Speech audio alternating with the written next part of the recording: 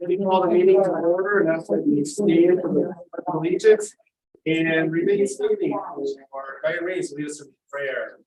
I pledge allegiance to the flag of the United States of America, and to the republic for which it stands, one nation, under God, indivisible, with liberty and justice for all.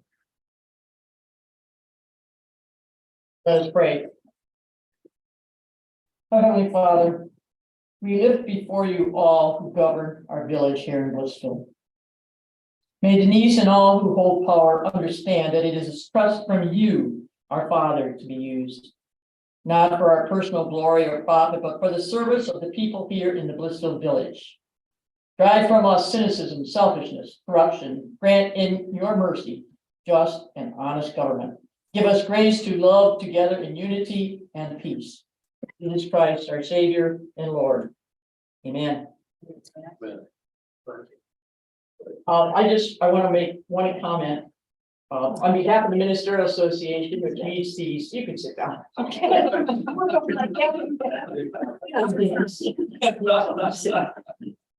of the Ministerial Association that meets once a month here in Blissfield, second Sunday of the month, and we met yesterday, and they send their thank you to the car show people, and I don't know whether that the council has part of that or the DDA, but we'd like to thank all of you because they made the car show, gave donations to our food bank, and they also gave us a cash donation. So we would like to give our thanks to you people, and helps keep us going. Thanks, James. Thank you. Lisa, roll call here. James Isaacson, Present. Mike Gunners, Here. Gwen Newsom, here, Bill Gritzbaker, Here. Jeremy Hayes, Here. Eric Rogers, Here. Timothy Waters, Present. Thank you. I'm looking for a motion to approve the minutes of the May 22nd, 2023 meeting. I'll move to approve the minutes of May 22nd, 2023 as presented. Support. Moved and supported. Any questions, comments? Seeing none, Lisa? Tim, Yes. Mike, Yes. Bill, Yes. Eric, Yes. Jerry, Yes. Gwen, Yes. James, Yes. Motion carries. Moving on to presentations and communications. Danielle? Thank you. So it's not on the agenda, but I did want to just take a moment and introduce Asia Hawkins, our CEDAM fellow. Do you want to stand up, Asia? Yes. So Asia is joining us from Bloomfield Hills area and brings a wide array of experience and knowledge. But she will be helping us, as you all know, with our RRC items and some different things, website updates, and some ordinance amendments as well. But this is the beginning of her 4th week already. I can't believe I'm saying 4th week. But I did want to just welcome her and make sure that everybody did get to put a face to the name, and we're really excited to have her here. So if you see her out in the community, just say hi, and she'll be working on lots of stuff. So. right. Welcome. Thank you. Thank you. Glad to have you here. Thanks, Asia. Thank you.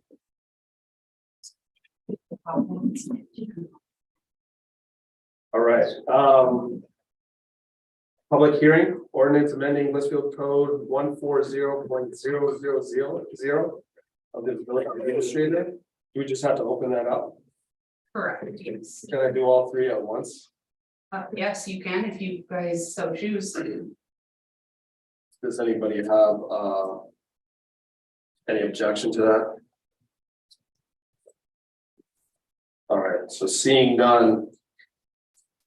Sorry, I can't get my computer to work, but I'll open up any public discussion or comment on first the ordinance amending Blissfield Code 140.000, public hearing, truth and taxation of proposed property taxes, and the public hearing spark grant submission. I think we need a motion to open those up. Do we? I believe so. Yep. All right, so I'd be looking for a motion to open all three of those. I'll make a motion to open up public hearings on ordinance amendment Blissfield Code 140.000 village administrator public hearing for truth and taxation of proposed property taxes, and public hearing on our Spark grant submission. Support that. Thank you, gentlemen. Thank you for keeping me on track. Council, any discussion on that? I'm just waiting to see if there's any discussion. So seeing none, we'll do roll call to open the hearing. Gwen, Yes. Bill, Yes. Jerry, Yes. Tim, Yes. Mike, Yes. Eric, Yes. James, Yes.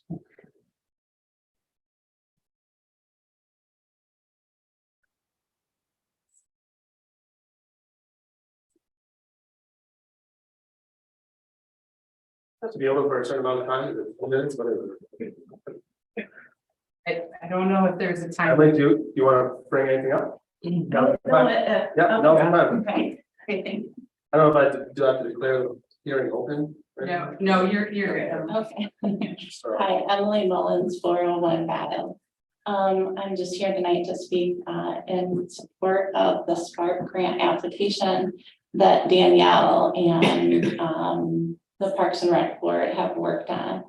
I think the application falls in line with the awards that were granted in the first round. We're asking for support to address the old Gale Giles pool site, which has been abandoned, not used for many years. And the Spark grant is an opportunity specifically for opening up recreation and making it more accessible and revitalizing areas in the community that have been neglected. And I think this project falls well in line with that. And I ask for your support. Thank you. thank you, Emily. Anybody else? No, seeing none. Do we just vote to close the session then? Correct. Move to close the public hearing for the 3 listed. Yes. Discussion items. Support. Moved and supported. Council, any discussion on the matters? No, Lisa? Jerry, Yes. Bill, Yes. Eric, Yes. Gwen, Yes. Tim, Yes. Mike, Yes. James, Yes. Thank you, everyone. Moving on to tonight's agenda. We have a proposed agenda with an additional actionable item. Looking for a motion. Move to approve the agenda as amended. Second. Thank you, gentlemen. Lisa? Tim, Yes. Eric, Yes. Mike, Yes. Jerry, Yes. Gwen, Yes. Bill, Yes. James, Yes. So that last actionable item will be the 10th tonight. Public comment, I'll open the floor to any public comment.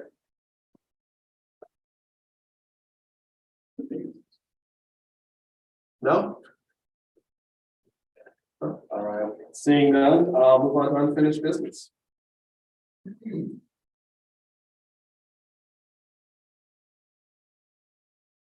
want me to start? You might as well, I mean, I think we all know what's going on. Yeah, but- so, yeah, just, I guess a quick, I agree, I think most of you, I know what's going on, and I did provide an email, summary as well, but just for the public. We had previously council approved to extend it offer to LaSalle regarding the upgrades and their requests, that are just over $1 million. And that offer was rejected by LaSalle, and their request back to us was to consider going to mediation with them. We did, our attorneys, they reached out to them, we did request that if we go to mediation, that it be with, I'm sorry, Gentleman's name is Lee Silver. He's thank you. he's perhaps the most highly respected commercial mediator in the state of Michigan. He's located in Grand Rapids. They did agree to that, if you so choose to go to meeting, which is completely up to you guys, but. I did provide the information in the agenda. It's the same or similar information that's been provided at this point. But certainly if you have any questions for me, let me know. Phil is here. We also have Adam, who's with Clark Hill on Zoom, who has been up to this point, him and Kevin both have been helping us through this process. Because construction law is their expertise and kind of what they do. Day in and day out. So any of the three of us are here to answer any questions you guys may have regarding this matter. I think that's the right way to start. Obviously, it's gonna hopefully save us money and time in the end. But my question, who's actually gonna do the mediation? Is it gonna be subcommittee and our legal counsel? Is it gonna be you? Who's actually gonna take part in So doing the if discussions? council chooses to go to mediation, that would be my question to you is who do you want to be your main attorneys? Clark Hill, or do you want it to be Stimson, it'd be Phil and Dave, or Phil's been the lead so far between he and Dave on this project. It would be my recommendation that we go with Clark Hill. You guys previously through this process created a subcommittee comprised of James, Eric, and yourself, Mike, with Randy and I would say you could keep that same committee, or if you guys wanted to create somebody new, you could do so, but for consistency, it might be better to keep the same committee, but ultimately that is up to you guys as council. Well, and that should get worked out through mediation. There's no sense in creating a subcommittee now. For no reason. I think when the time is needed, then we can make that decision, but I would lean that way as well. Yes, no. Typically, the municipality, where a municipality is involved in a mediation, the municipality is represented by one person.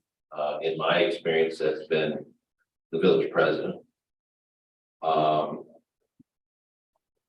Regardless of what kind of resolution the parties may negotiate, that has to come back to the village council. You know, one individual has the authority to approve mediation agreement on their own initiative. They have to bring it back. Been involved in some rather unusual situations involving that, but ordinarily you don't take a whole cadre of people, a committee, although you know there's always but normally it would be one individual. You could delegate the negotiating authority to your administrator. My recommendation would be to agree with Danielle that Clark Hill be your legal representative at mediation. They know things on the basis of their experience that we might overlook. They are familiar with counsel for LaSalle. I'm a mediator myself. I do commercial mediation and I have done construction mediation, but I don't think you can rely on my experience as a mediator to assist you as a negotiator. If this case is litigated, you would have the advantage of having your trial counsel having participated in mediation, and that's an advantage. So that's pretty much what I have to say on that. I think you answered one of my questions just in your last sentence there. Mediation is not binding then. No, it can be, but by definition, it's not. It's voluntary to begin with. You can't be ordered to mediate. The good faith from both sides coming down. Absolutely. Try to work out the issue. You said the magic words. The expectation, the assumption is that both parties come to mediation with a sincere intention to resolve the matter. And they come in good faith with the necessary authority to do that. It's not always true. But that's the assumption that mediators make to begin any mediation, that, you know, you're here in good faith. You sincerely wish to resolve this matter, and you're going to work together to do that.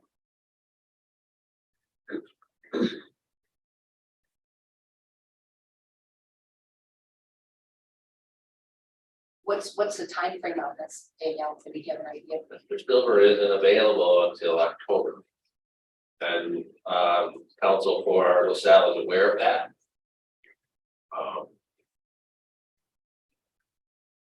There were other people that were suggested. Some were acceptable to us, some were acceptable to them.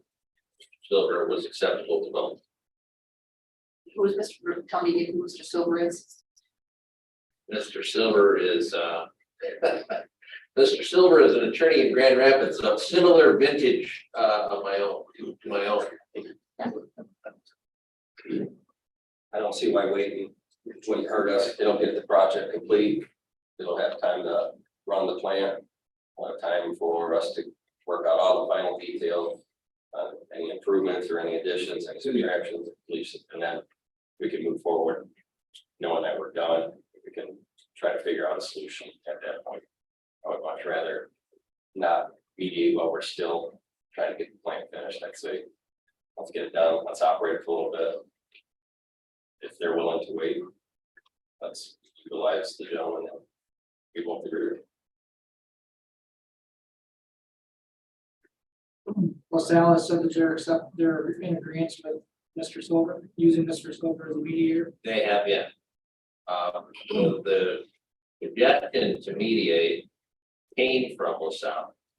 I'm an advocate of mediation, but I want to remind you that it is a voluntary process. You're not required to do it. The question is for you. Is that something that you want to do?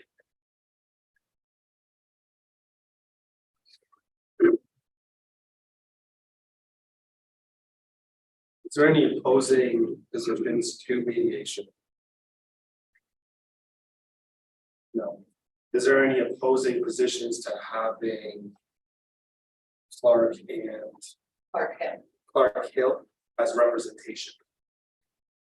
And based on the recommendation of Phil, that's truly in our best interest. So if there's no opposition to either, I'd be looking for a motion to approve mediation and approve Clark Hill as our representation. I'll make a motion to enter into mediation with LaSalle Corporation, with legal being Clark Hill for the village of Blissfield, and that would also be with Mr. Silver as the mediator.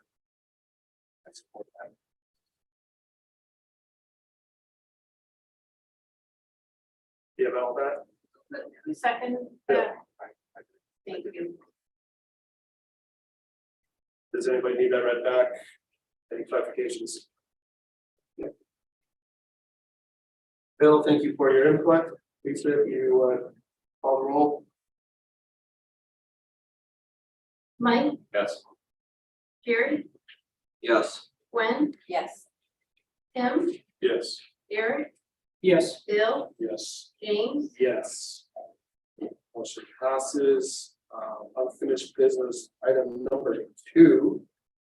Approve change order for wastewater treatment plant number 24.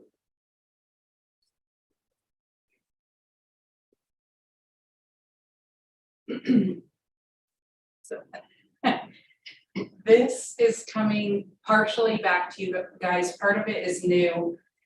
It's the change order. There's $3,959 and some change that is part of a material increase that was approved previously. Staff is good with this. The other amount is the 101,142.42. That is regarding the sewer main replacement that previously came to council and was approved on time and material. The initial estimate from LaSalle was just over $63,000. It obviously did come in over that. The engineers too agree with that $101,000 amount. However, staff does not agree with $5,363 of it, which was for additional pump out there to keep up with the rain. When they had the pump company come install those, they were pumping and they had the hose connected, which then downsized to a smaller hose and then upsized again. And it's our belief or feeling that had they not downsized the size of those hoses, it would have been able to keep up and would have been sufficient. And that extra pump should not be on the village's responsibility. So staff does not agree with engineers. The amount we agree with is the $97,155.06. There is a small remaining credit allowance from the last change order that was approved of the $7,947.15. As previously reported, this would use up the little bit of remaining contingency, and then the remaining funds would be paid out of the sewer treatment plant fund of the village and not by the USDA loan. But if you have questions, I will try to answer them. And Bill's here too. If you have legal questions. It's not directly related to this change order, but we still have more change orders coming for the steps. You guys approved those. We did. Yes. So there are no other change orders that I am aware of. We do have another progress meeting this Wednesday. We are running on the new upgraded items at the wastewater treatment plant. They're still continuing. There's some items that need to be taken care of. They're checking off the punch list. We were initially at 10 pages, we're down to 3 pages of punch list items. So they are making significant progress there. We are still waiting for the actuator. So we're running on the actuator that's not explosion rated with the doors open. That'll be replaced. But again, to my knowledge, they're addressing everything and we're taking care of things. 98%. Yeah, I mean, really, that's probably what I would say. And we're just not going to probably at this point go up or anything until we complete the project fully. The total change order amount that you have down there at the bottom, does that include the deduction of the 5363? Correct, yes. Oh, wait. No, I think I just lied to you accidentally. Well, not lie. I think I made a mistake. Give me a second here. That comes if you take the I think that's sewer main replacement minus that credit, it's 95,778. That's right, yeah. So if you take 105. Less the that does not include the amount. I'm sorry. 5363. Yeah.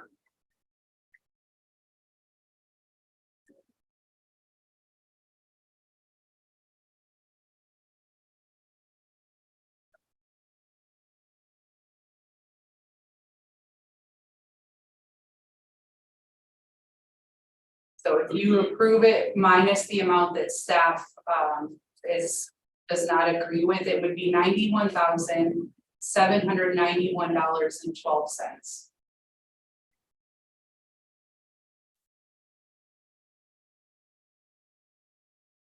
So you don't need to add in the 8-inch material cost either. That's including that. Because we do agree with that cost. It's just that 5,300.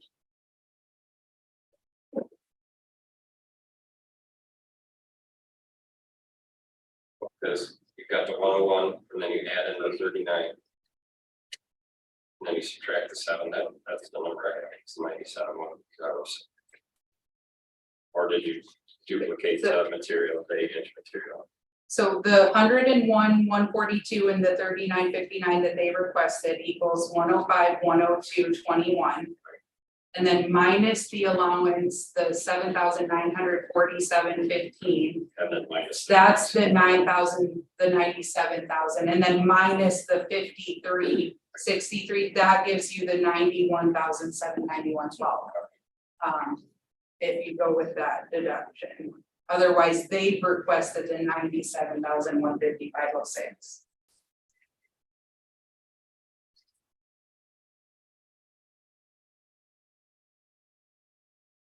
And agreed, that's the pump company's fault, they didn't bring the right size pump, or they didn't have it in place, so they shouldn't be double dipping on us, that's. Let's say I wants to argue anybody, they can argue the pump company themselves, that one. It's also their responsibility for that sewer main too. Is, I have a hard time wanting to pay for the sewer main when it was their mistake.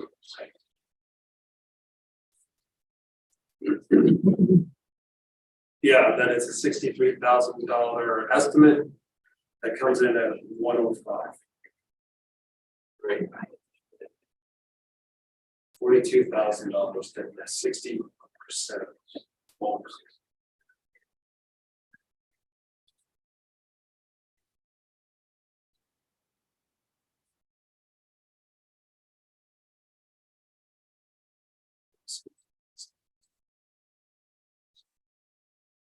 I'm saying.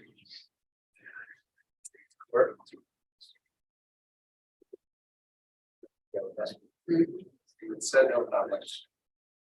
So throw it in a mediation.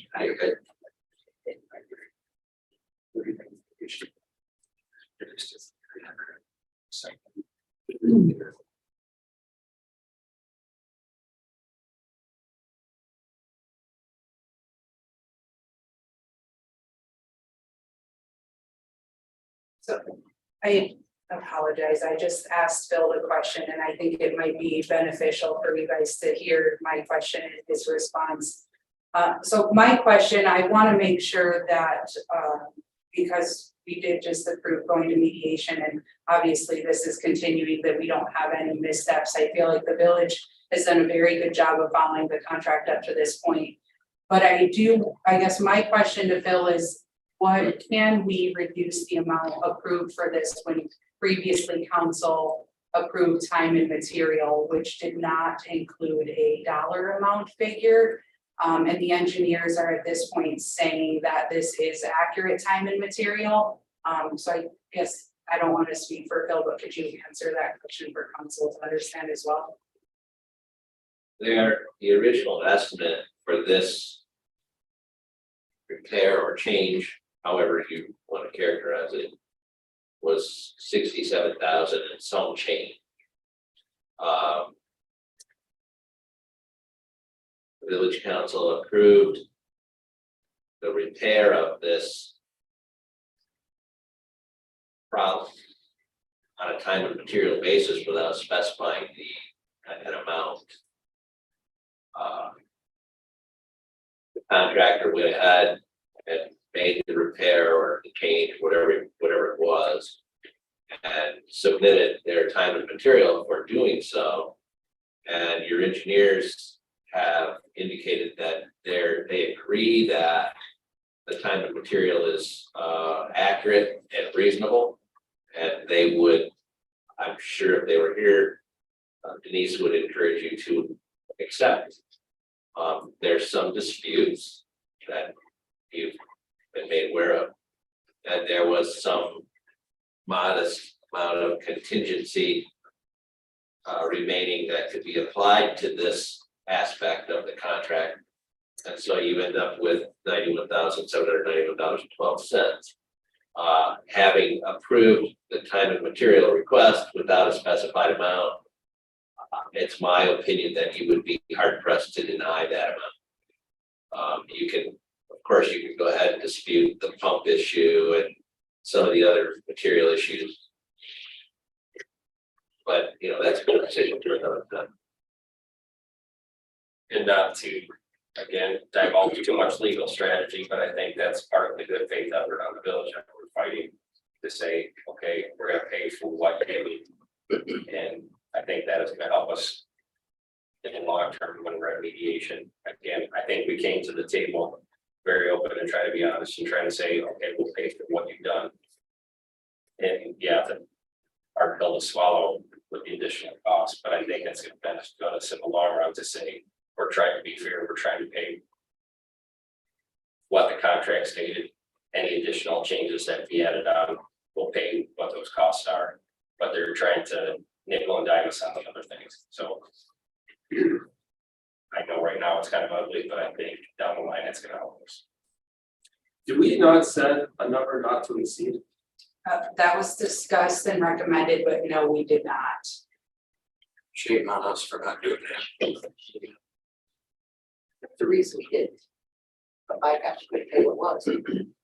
We can go back and watch it. Yes, I know we talked, there was discussion about that. So how much is in our contingency then? $59,486.03.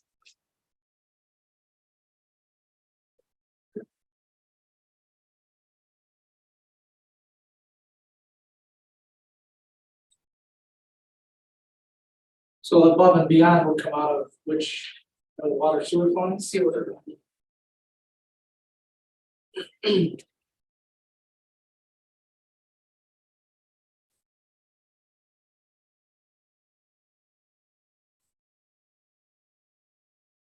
I'll make a motion to approve the change order in the sum of $91,791.12.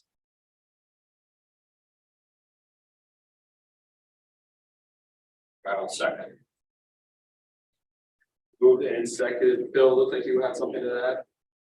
Right at the end? I would, No? I would offer a friendly amendment to the motion. To specifically describe, if you can, the expenditure for which you're approving the amount of money. Okay. I would amend that as the total change order amount requested of $97,155.06, deleting or subtracting $5,363.94 that we do not feel. Forgive me, that's not what I meant. What I meant is this $91,791.12 is attributable to some specific aspect of this project. I think Danielle described it. And I'd like to have your motion include the specific part of the project that you're approving this for. So the 8-inch PVC material and sewer main replacement.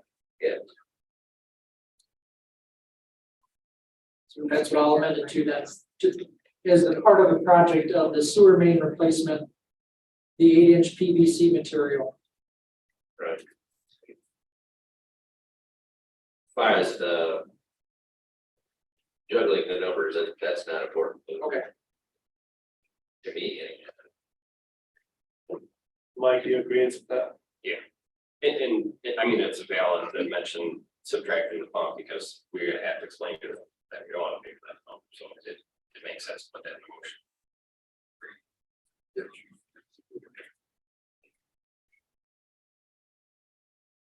Got it, Lisa? Got it.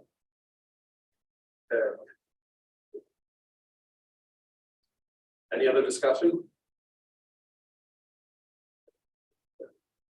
Lisa, if you will. Tim, Yes. Bill, Before I vote, the company as big as South, there seems to be a lot of missteps along the way in this project. But I vote yes. Mary, No. Gwen, No, Mike, Yes. Eric, Yes. James, Yes.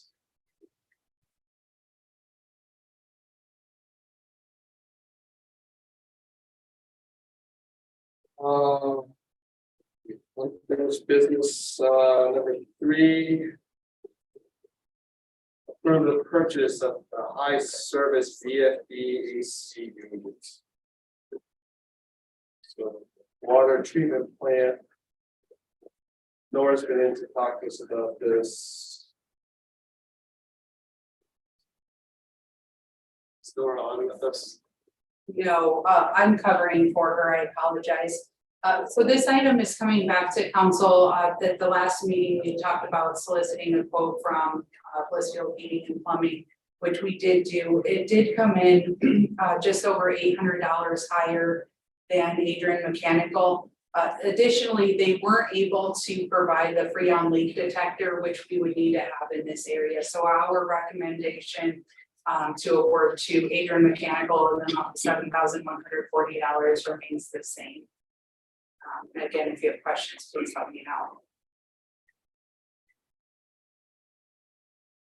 I move to accept the quote from Adrian Mechanical for $7,140 and approve the installation of the ductless split system to the high service building to aid in operation of the high service VFDs.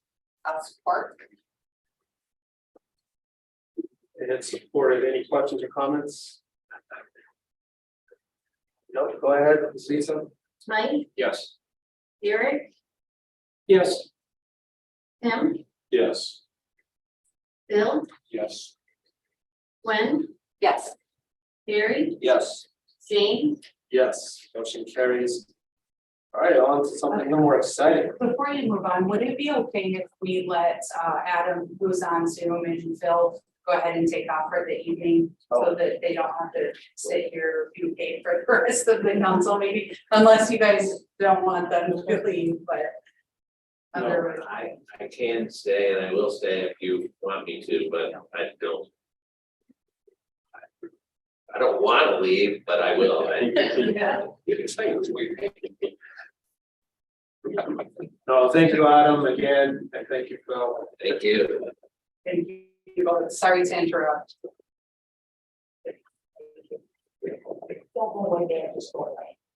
I gave up getting mad a long time ago. Most. All right, the bid award for the Rotary pedestrian trail. So this item is also coming back to you guys, following the last meeting. Since then, I have talked to Al Smith and Rotary. I wasn't able to attend the Rotary meeting right after this happened, but James was present. And then I know that Jake Norman was there to talk about what was going on. At that meeting, the Rotary actually made a motion to fully fund the 10-foot wide trail at $63,000 for Al Smith to do phase 1 or to complete phase 1. Since then, I met with Al and we went through the project. I wanted to talk to him about compaction, which was one of my big concerns. He said that he does feel comfortable meeting the 95% compaction. We did look at, there's on the Ellis side of the park, the trail will end kind of down at the end of the hill here. It'll go around and wrap along the dog park and then curve back around to the old pool sidewalk that goes in front of that. We do have some grade changes over there, as well as in one location, there's a guide wire from the utility lines, and then there's a large tree over there. So in talking to Al, we would like to reduce that section down to 8 foot, which would still allow for our DPW to plow with a truck easily. It would also help with the grade change and those items that are kind of in the way. But it would give some room within the budget for Al to construct a culvert over towards the old pool site. Because of the way that when that property floods, it kind of wraps around that pool building, which is a little bit elevated for the floodplain. We wanted to have, he recommends that the water go under that pedestrian trail rather than crossing up over it, which would potentially cause damage sooner rather than later. So that's what that reduced size would help with. And then on the other side, the Clara Bachmeyer side, it would tie to the bridge to the parking lot, and that would be a 10-foot wide section still. All of that would be completed within the $63,000 that Rotary is willing to fund. I spoke to Rotary last week and shared the changes to those projects. They were all in support of it. Still very excited for the project to move forward. So based on those conversations, staff is recommending that we award this project to Al Smith in the amount of $63,000 so that we can begin construction of phase 1 pedestrian trail. But if you have questions, I will try to answer them. That's something that would be completed this summer. Yes, that is the intent, is to get that completed with Al. We start working on it. He also was awarded our sidewalk bids and has started doing some of that. So he would do, I would imagine those projects will take up a good portion of his summer. He'll be busy. After festival? Yes, it would not be until after River Races Festival. Yes, no, good question. And then, this is our grant, Danielle. Go ahead, Jack. Blissfield on tap, when's that? Blissfield on tap is August 12th, and will be around the Rotary Pavilion and does not extend that far, but we would make sure that everything is safe and that it wasn't impacting that event as well. I was just, with the Spark grant, if we are lucky enough to receive the grant, the impact, this all goes together, it all works together, meshes together. There's not going to be anything that's going to be destroyed or have to be redone if we were to receive that grant. Correct. We purposely, when we kind of designed or intended to apply for the Spark grant with the hopes and intention that the trail would be completed. And that sidewalk in front of the old pool site would remain and then connect to the existing parking, which hopefully is extended with the Spark grant. But you are correct, we would not go put a new trail and then tear it up with We the would be Spark grant. proactive versus reactive. Yes, Yay! yes, Even with that proposed pavilion or whatever out in front of the building. yes. Thank you, Dave. I move to award the Ellis Third Buckeye Park Pedestrian Trail Project to L Smith, amount of $63,000 with amendments to additional bid for an 8-foot trail on the Ellis side and adding a culvert. The only thing I have to add before we vote is a great big thank you to Blissfield Rotary for stepping up to complete this project. I was going to add that after the vote. They were huge, they're very excited, but huge supporters, so I agree. Dave, thank you. We'll be monitoring this project and Danielle. Brent and I will be the project managers for this. Thank you. Mostly Brent, but you'll get to see my smiling face or hopefully smiling face. Yeah, done a lot of research over the past couple weeks. MDOT recommends the minimum width for an off-street trail, which this technically would be, they prefer for they have passing lanes of what, a minimum of 8 feet. 10 to 11 is preferred. So room for pedestrians, for bikes, and get room for passing. We've talked about numerous times, you know, the maintenance on it, whatnot. We don't want to be under 8 so that we can plow, we can maintain it. That being said, the path leads to the bridge, which is obviously a lot skinnier than that. So, you know, bikes are going to be walked across that whatnot. I'm just wondering if, yes, it's a generous gift from Rotary, generous gift from all the donors that have contributed to that during that fundraiser. And we really need it to be 10 feet in some part when it really dwindles down to, you know, at the sidewalk in front of the pool. It's not 8 feet. I was just out there at the dog park. Okay, it's probably 6. If that It is 8. is it 8? Okay, so it's 8. So again, maybe we don't have to go all out with, you know, 10 feet in one area, and we can save some money for the project, save some money for the Rotary. Well, another question again is the compaction. Obviously, it's a floodplain. You know, as soon as you get off the edge of that, you're going to tear that up. You're going to sink right into that. Again, we want some sort of wire base, at least maybe a foot on each side or 2 feet on each side of compacted stone, and then it slopes down and needs to drain properly. and the height on that is gonna be critical so that it drains, but it's also not where people are falling off, or people are, where it has a drop off. So again, we need to be very cognizant on at what grade that finished path is gonna be. So again, my point being, I guess, we're always going for the Cadillac. Do we need that in some spots when, again, it minimizes down, it's not like a rails to trails project where you're doing 20, 25 on a bike, you're having dash and whatnot, is a 10-foot wide path necessary across the entire area. What did your research say again, Mike? 8 to. For MDOT, 8's the minimum that they absolutely say for a bike path. 10 to 11 is for a bike, but again, obviously this isn't like I said, where people are, trucking, 20 miles down this one long path. It's more of a walking path, it's an access path. So you're suggesting instead of the 10, I would say 8 across the board. That gives just us go enough to straight take a truck, a DPW truck across it. I don't want to skip on the base. I don't want to skip on the drainage. I would rather have something solid underneath so that we're not replacing a bigger. and then you're also The saying, subgrade does extend 1 foot on both sides of the for compaction. so That was addressed within the bid document. subgrade would be, okay, so here's your concrete walk, and then the ground itself is like here, Right. and so you're saying that this from the sidewalk to the. coming You should down have 1 to 6 slope to get the drainage off, but we want to, again, it's wet down there.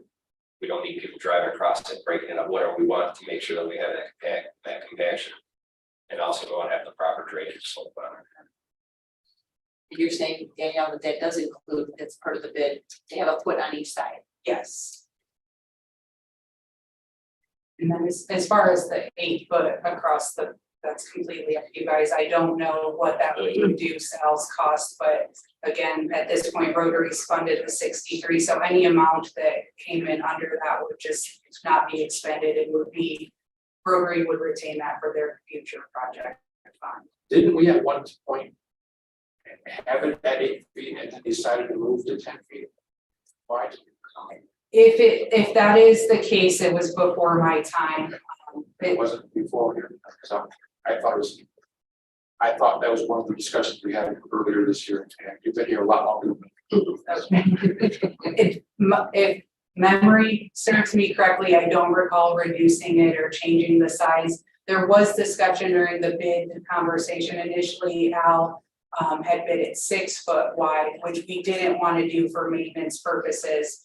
And then again, that we're recommending the 8 foot on the one section, but if it was initially less than 10, I don't recall that.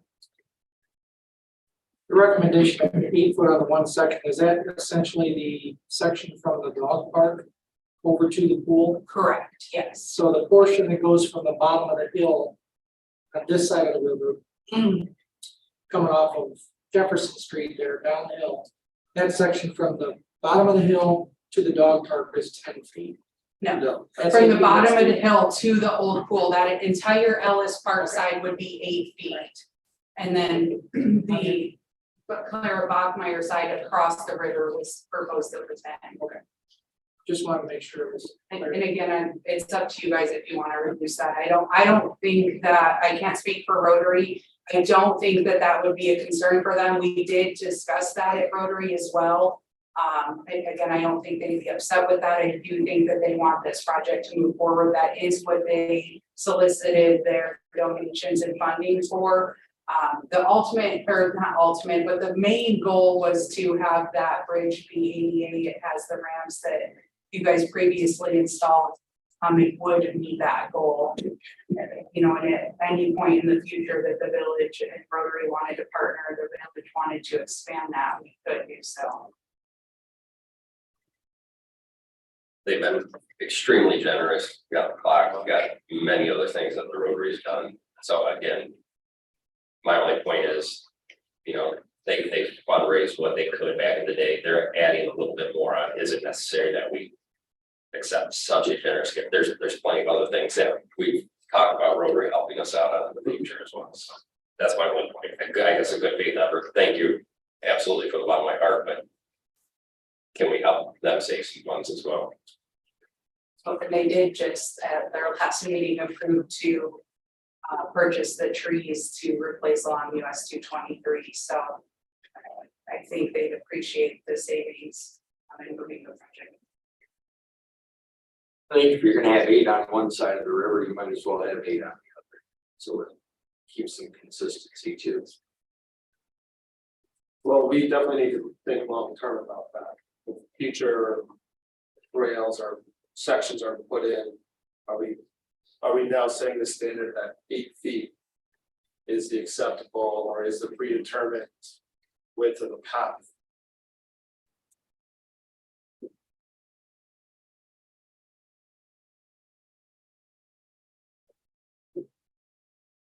Yeah, I was almost thinking the other way, like, what does the 10-foot section look like on this side?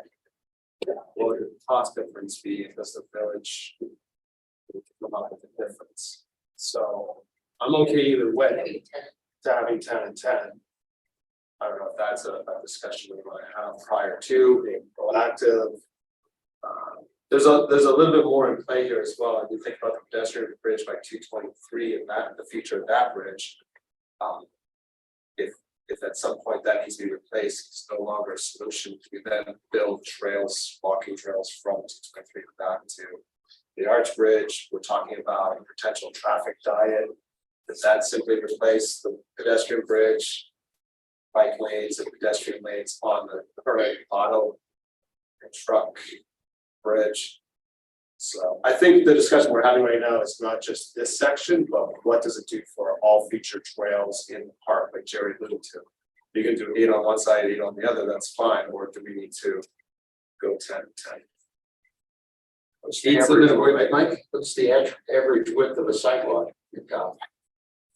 4 to 6 foot. 6 foot would be, any new sidewalk would be 6 foot.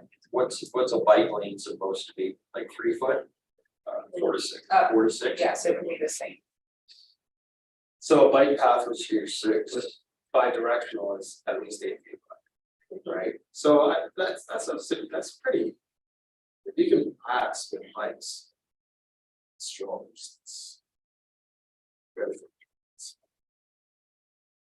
I'm okay with 8 feet. I'm not against it. I'm just letting you know, like, that's sort of the. I can read it.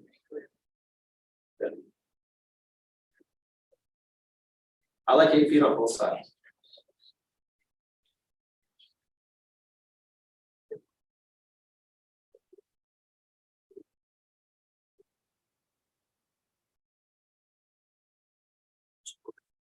There is, yeah, I just want to know, if we just want to amend it to say 8 feet across the board, that's the issue Mike brought up, or if we want to take a vote on this. I mean, if money we're in the discussion, we could put a 10-footer kind of between in that straightaway backside of the softball field like we've talked about forever, but this was sort of a cost saving measure to connect the entire system. So again, I'm extremely happy with either one, but if we can save them some money, we can still maintain it. That was just my philosophy. Well, and I guess the third option is if we do 8 on one side and 10 on the other, that still leaves the option of doing either or for future trails, like, right? 8 to 10 feet is, I guess it's a noticeable difference, but it's not so great that it's really gonna throw the scale on right. So. Well, we have a motion on the table, let's take a vote. Lisa? What is our motion on the table? The motion on the table is the 10 feet on the west side and the 8 feet on this side. That was the recommended motion, and that was proposed by Tim and seconded by Bill. And neither of them have offered a friendly amendment, so. I would just say either way, if they want to save the money, then I'm more than happy with it, but regardless, I'm happy with either one, and thank you for the Rotary and the donors.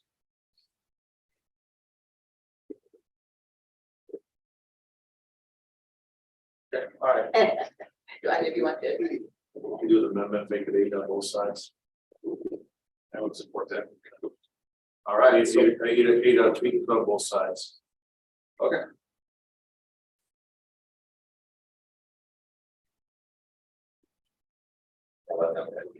they want to spend it, fine, if they want to save the money, we'll do it, utilize it somewhere else, I don't know. You do that. People's choice. They're the ones paying for it, so. Do you want to do that then? That's. So I guess I do want to, we did talk about this at the Rotary meeting. And at that point, the comment that was made and kind of generally agreed upon was that they have already committed the 63. They didn't have a preference either way, so it's coming to you with the recommended difference on either side. I don't think it needs to go back to them because I think they're, the way you are all, I feel like you're feeling now is how they felt at their meeting. They said 63, if it comes in less, great, that'll go into their future project fund. If not, they've committed the 63. I will say this, there's one last comment. That should be a high traffic area. That will get a lot of use, I would think. That neighborhood will funnel there, and I think it'll open the bridge up for a lot of use. I think the other section on this side will get less use. So I think the higher volume, we might want to dedicate 10 feet to it. How wide is the sidewalk on that side that comes off the bridge now? On the other side, there's a short piece there. Very wide. On the On other the west side, side, yeah, on the Hockmeyer side. I think there's a sidewalk there. Yeah, it's 10 foot maybe. I look at the bottom of the stairs and the ramp, it sort of funnels into one sidewalk. It's a very short section. I got it at 6+. Yeah, I'm not sure. I should have walked it this morning.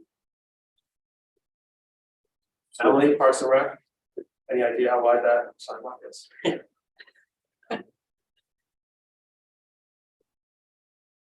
I would have a comment about your template first, those speak, but Michigan DNR, who's awarding these grants, but they're talking about you make an application.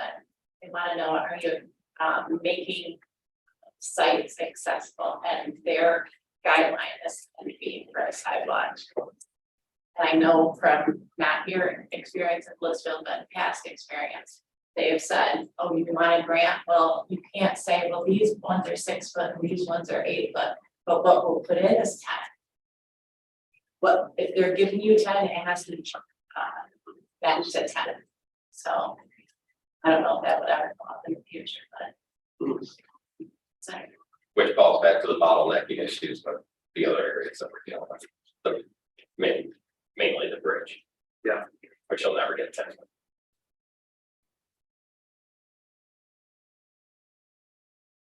Maybe I should withdraw the friendly amendment, leave 10 foot on the other side. On Hockmeyer's side, I support that. Yeah, I've ridden through that grass so many times over there. It'd be nice to have 2 foot of concrete. All right, it's a good plan either way, but, okay, so we're gonna go with the original motion. Is that correct? So hearing, you're removing the friendly amendment. Okay, Lisa, Yes, thank you for being so patient. You might don't mind calling the roll, please. I'd be glad to. Thank you. Gwen, Yes. Jerry, Yes. Eric, Yes. Mike, Yes. Bill, Yes. Tim, Yes. James. Yes. Thank you. Hey, that's working to get it right, so thank you all. New business, payroll.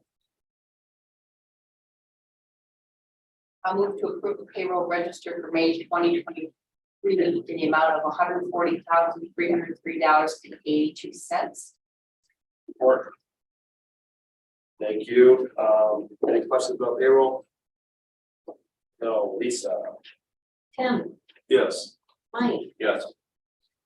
Jerry, Yes. Eric, Yes. Bill, Yes. Gwen, Yes. James. Yes, thank you. Accounts payable. I'll move to approve the accounts payable for the period of May 10th, 2023 to June 13th, 2023 in the amount of $536,368.02. Support. Moved and supported. Any questions about the bills? Which one has been that? Bill. He cut it off. Whether. Yeah, I do. Horrible timing, Blissfield Rotary, $200 for the 3 employees, right? And that the village technically pays for that, correct? Not the village. Well, that's $7,200 a year. That goes towards the Rotary. That's That's like, right. no, that's annual. That's annual. That That's usually- I was gonna say, I what's that? think that's for the treasurer. Yes, Yeah, that's it's what- 1 year we do. It's Just that's, $200. yes, just. Thank you. 1 second there. Exactly.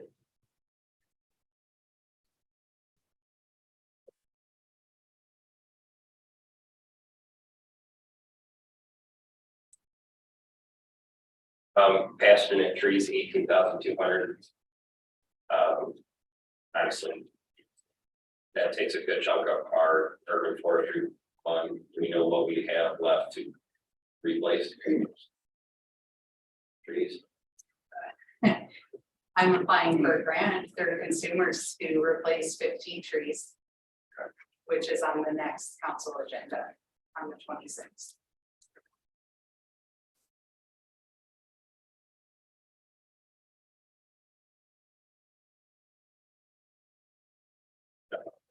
Okay. Jerry, Eric.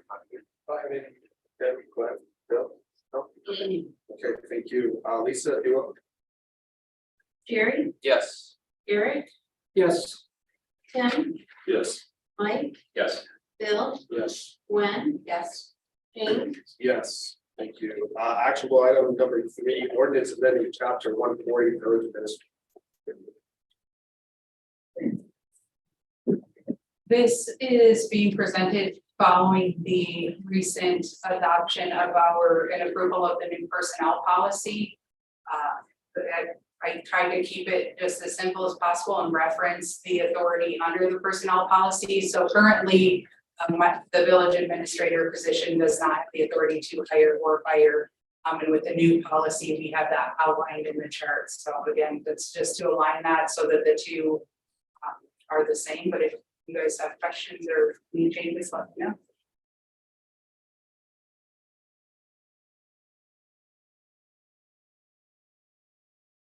I'll move to approve the ordinance amending chapter 140 village administrator to align with the recently approved and adopted personnel policy. I'll support. Moved and supported.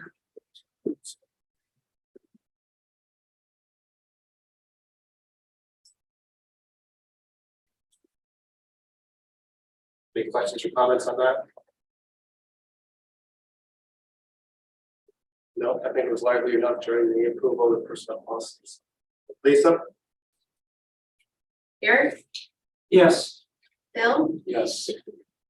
Gwen, Yes. Tim, Yes. Mike, Yes. Jerry, Yes. James, Yes. Thank you.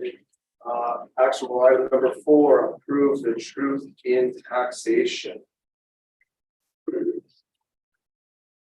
I will let Brandon talk a little bit, give myself a break. Sure. I think we have to have a shitty sensation hearing to go ahead and request the administration's the tax. This year, we're getting the general fund finished the same. We have originally it's skewed quite low. And then last year it became 7.75. This year it's going to be increased to 1.4. And then the first will be increased to 2.3. So which is quite one that's and the reason for the stability it down is as I allocated the personal property tax money based on really so that it will work with rents out the administrative materials increase. And then like I said, the general fund is going to stay the same, but pushing for next 7.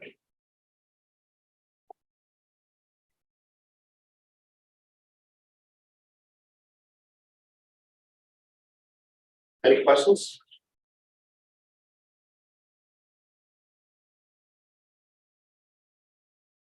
Range. I don't understand this. Meaning- Let me explain it. Okay, yeah. So do we have to do this on a yearly basis every single year? And so it can change. Each year. And so this year, last year's, we have had the amendment over. That's why. This year, we did not have it, so, I was able to keep the general fund at the same administrative as last year. I had to adjust the bridge that fund based on what is needed to meet the needs of the bonds. Okay. And that varies why? It has to be the seven factors.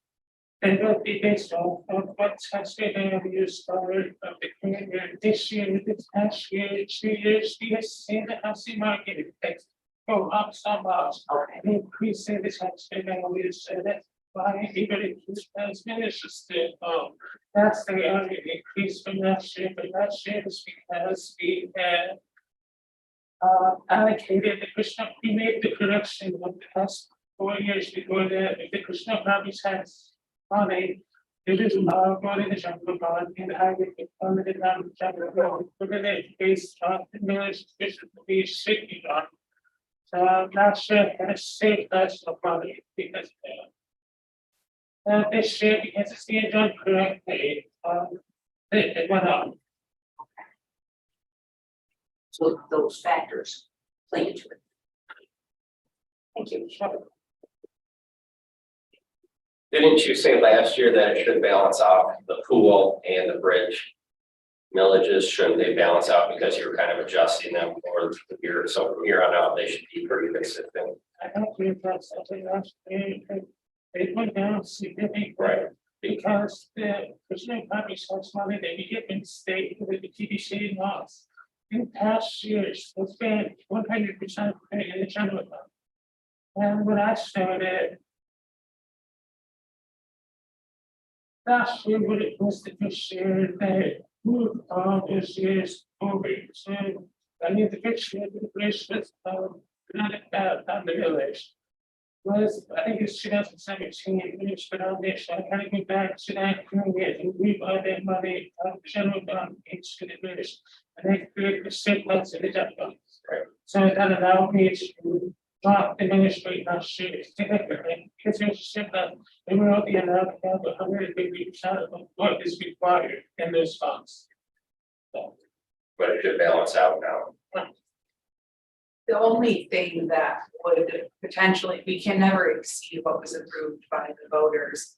But just your fluctuation in property values may adjust that a little bit, but it would not be anything significant.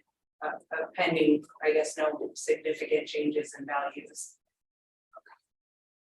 And legally, we can't pay off that debt faster just with those higher rates. I guess that was my question last year when we had that surplus. Why wouldn't we just make a lump sum payment and say, well, cut the interest and we'll shorten the payoff period? so I spoke to town council about that. We cannot do that. We can't, the bridge, I can't. If you guys want to do that. They're worded of the fact that I has a Tom, he said the worded in the closing transcript was that we do pay the pool of 30% pay all 20 years of interest. But not the bridge. Not the bridge, because the bridge is held by the state bank, they do not do this stipulation and they. Cause that was one of the first things I wanted to do was make an extra payment on the, to pay off quicker How much do we owe yet on the bridge? on the bridge, considering, I think it's 275, I think.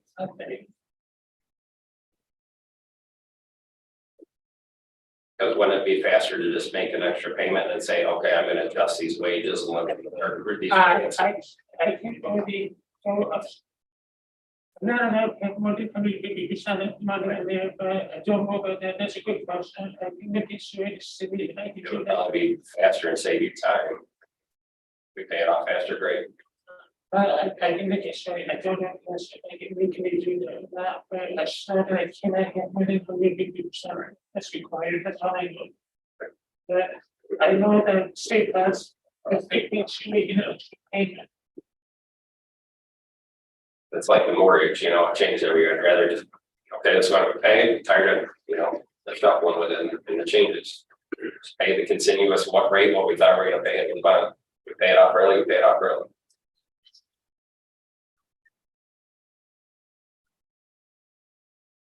I'll move to adopt and set the Village of Blissfield 2023 property tax millage rate as follows. 14.0497 mils for the general operating and streets, 1.4 mils for pool bond debt service, and 0.3 mil for bridge bond debt service. I'll support that. Do I need to conduct a public hearing at this point? No, we did the public hearing earlier. Oh, sorry, yes, great. Any further questions or discussion? Lisa, if you will. Mike, Yes. Tim, Yes. Bill, Jerry, Yes. Gary, Yes. Gwen, Yes. James, Yes, thank you. On to the resolution of the Spark grant submission. Staff is requesting approval to submit a ENR Spark grant for the Old Gale Giles pool site in the amount of $848,900 with no matching funds from the Village of Blissfield. This project has been, we do have a lot of support for it already. The project includes removing the old pool and extending the parking area there and creating that or rehabilitating the building there into a multi-use facility that would include new upgraded ADA bathrooms and an open space that could be used for different programs, could be rented out with a small kitchen area. The grant proposal and grant submissions do allow for design and engineering, which is included in that $848,000. I did include just the simple site plan. I have a lot of other documents that I previously sent council, some of the responses to the questions. Again, I think I'm up to 8 support letters from different groups and entities, so I can share any other information that you guys would like, but I didn't want to overwhelm you. But Parks and Rec Board has been working very hard on this application. The deadline to apply is June 26th. If this is approved tonight, I'll be probably submitting it sooner than that. If you have questions, please let me know. How often does that building flood when the river comes up? It's not flooded since I've been here. I don't know how often. It was constructed above the floodplain elevation. So if you are over there, you can see that it is higher than the other areas. It does have a basement with a partial basement that gets wet and has old pumps for the pool, which is part of the design to rehabilitate that entire building. Right now, if you go inside the building, the ceiling is the trusses, it's all open. That would be insulated so that it could be used throughout the winter as well. But that was part of, we've been really ready for this application and what we wanted to do with the engineers. We had them look at it, provide a proposal so that we could submit a really good application and funding request. But again, that's all included. So in talking to a few people, Jerry, that during normal flooding. That's what, it's not normal flooding is what I'm concerned. Right, so the one time that I have a memory of it, the bridge was closed because the flooding was so high. At that point, that building was awesome. So that was one time in the last 12 plus years. And that, again, kind of, we wanted to have it an open space. We understand it is in a floodplain.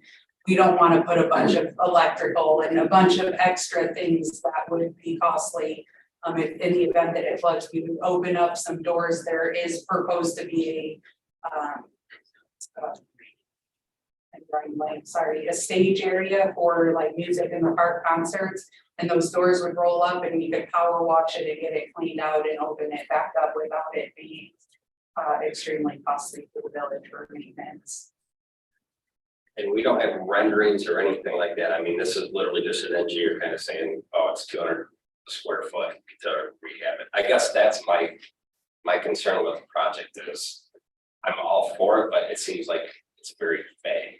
There's no really plan. of So the what we're design trying is to do. part of the grant application that we're applying for. So the grant, if awarded to us, would fund the design with the plan, what that, we have the idea and the concept.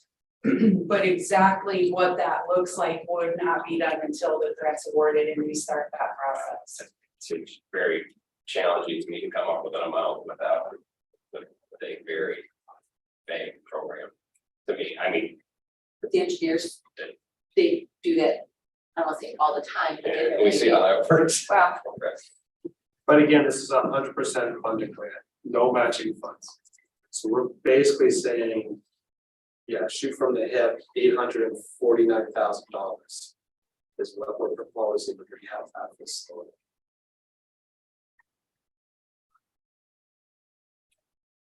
I mean, it is our tax money coming back to the community, so, you know.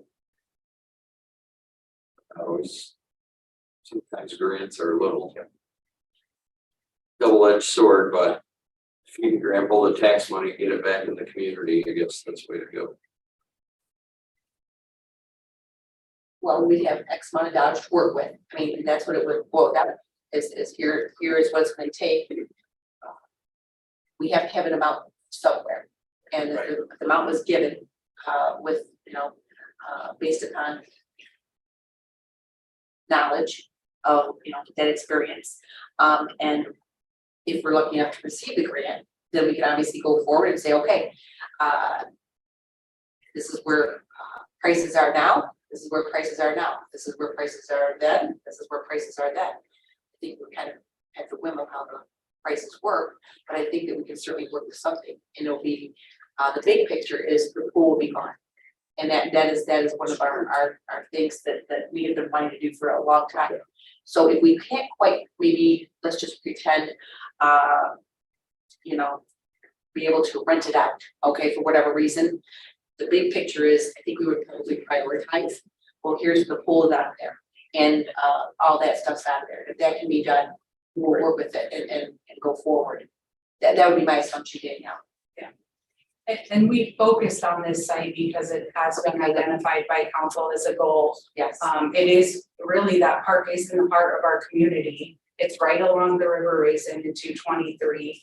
We have a ton of potential there to use that facility and to do some great things. You guys just approved this trail project. Through our master plan surveying, it was identified numerous, and I don't have the exact numbers off the top of my head, that was a priority or area of focus for our residents.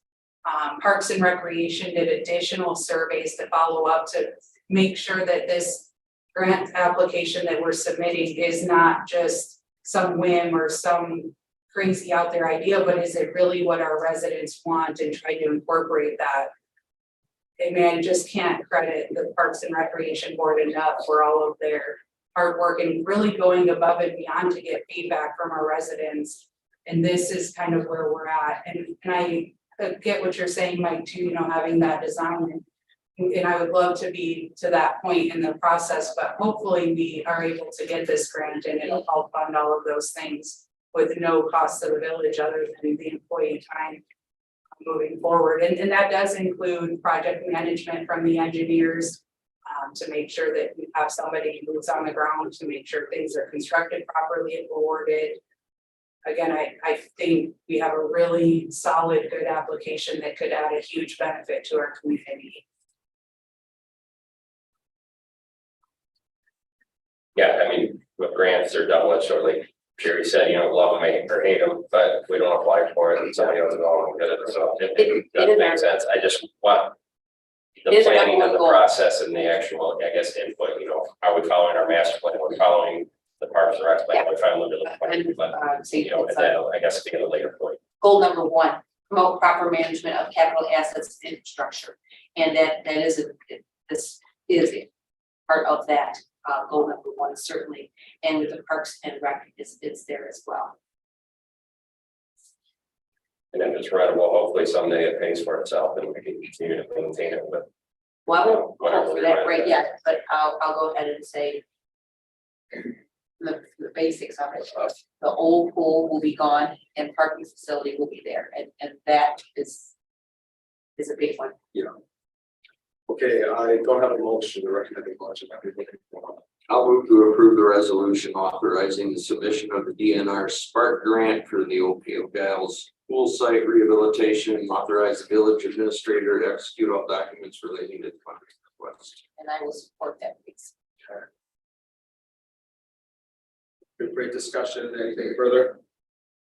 please fill out God will let us put in there that it's fully funded. Nothing can be done. All right, Lisa. Aaron, Yes. Bill, Yes.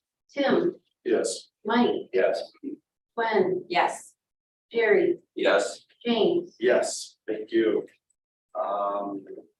Item number 6, approve the downtown tax capture. I'm gonna turn it over to Brandon again as well. Okay, I think the CDA taxi payment plan was renewed last year. And one of the things that initiated things. The map became color coded. Which made it so much easier to read it.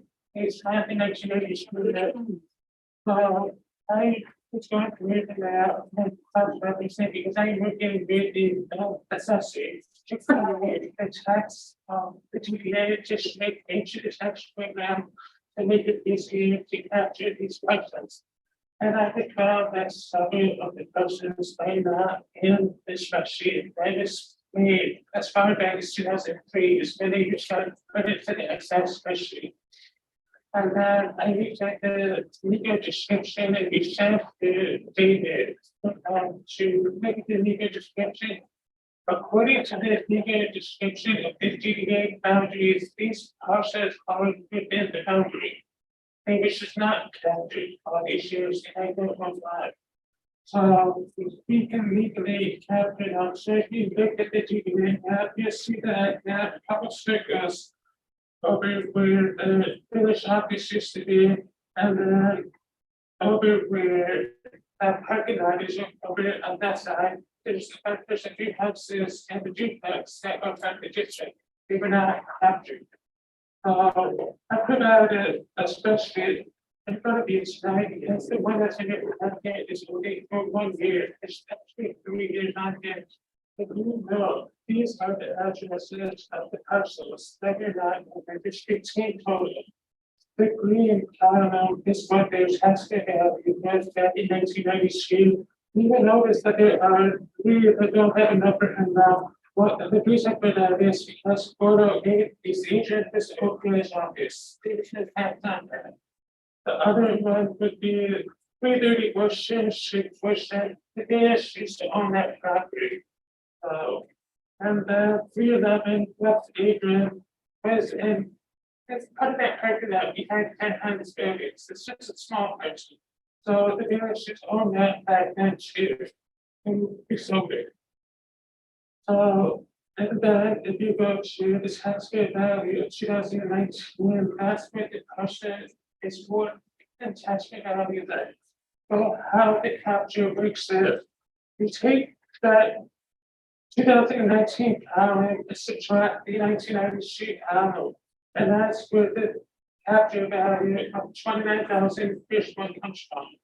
And then you base it off the village rate of the village, the township, and the county. So I reached out to the state of Michigan, they told me that there is no rules. We can do what we want to do, but I want to follow the same procedure that township follows from when I worked there. I'll give you this as an example. If somebody pushes a house and they forgot to turn in their homestead paperwork, this house should really go back 3 years. they won't go back any further, so I want to follow that same procedure, so that's why I want to do 3 years. Okay, and if you allow me to go back 3 years, I think for those 3 years, I can collect the DDA, pay an additional $18,237.88 on all the village, the township, and the county. Now, we can choose to opt out, any of us can choose to opt out and not pay it, but I want to bring issue here to decide whether or not if we want to do this, go forward and not include these three attendees, including us. So the money would be coming from the village, the county, and the township, Correct, not the taxpayer. yes, correct, the taxpayers already pay their property taxes and insurance. So I just wanted to be clear on that. that, Thank you. that's. In addition, to going back 3 years on this, I have a second, right here. Last year. I think maybe going outside. I saw that we could capture of the field and the bridge. And last year, the first year we did it. I was wondering if you would authorize us to go back 2 years, because we already captured last year, to go back 2 years. Which, if you approve everything that I brought, is where your DDA gets the additional revenue of $32,073.09.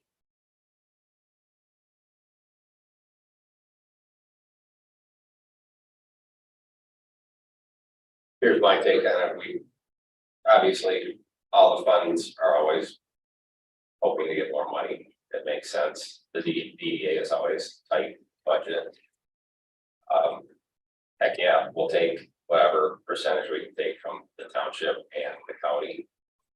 Everything else is just literally shuffling money village wise, Rob Peter, Big Ball.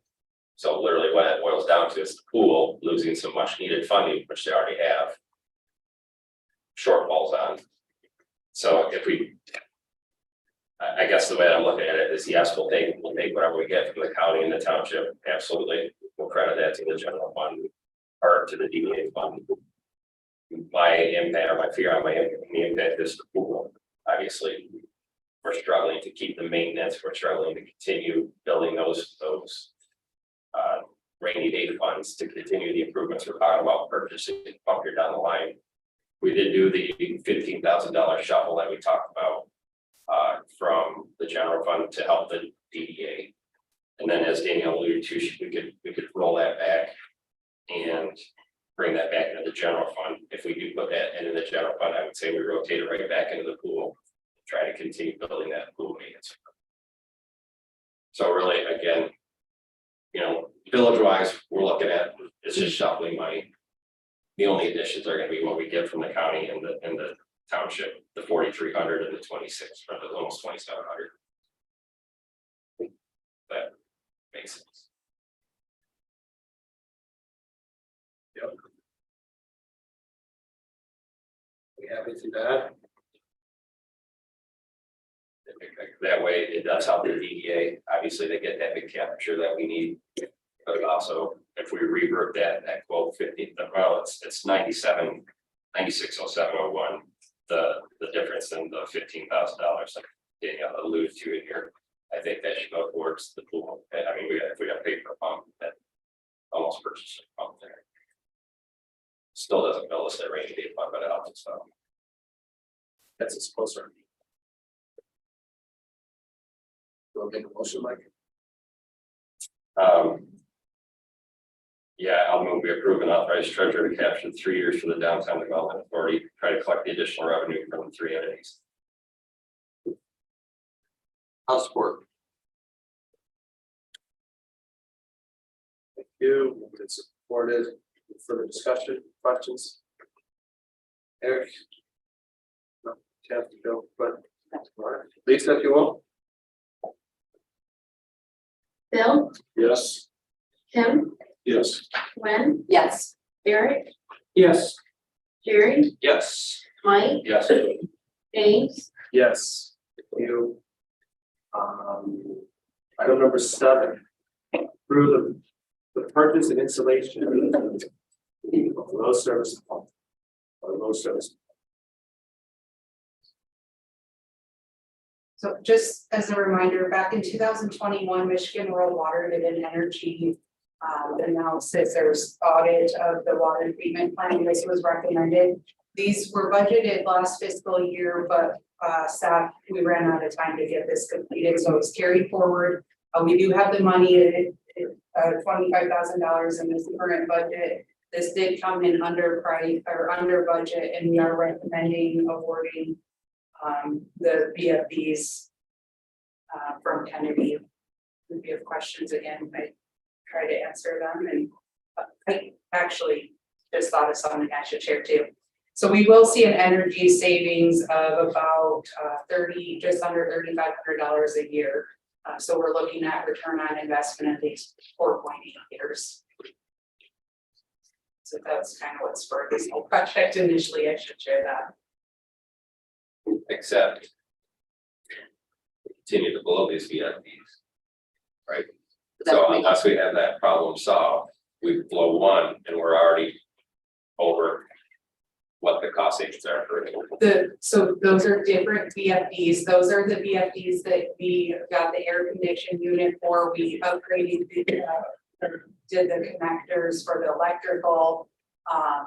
I don't want to jinx us because we can never say that we've identified every problem, but things have been going well with those VFDs. And I do think, I know Nora still is watching that and monitoring, but we've done some things to hopefully help prevent that in the future.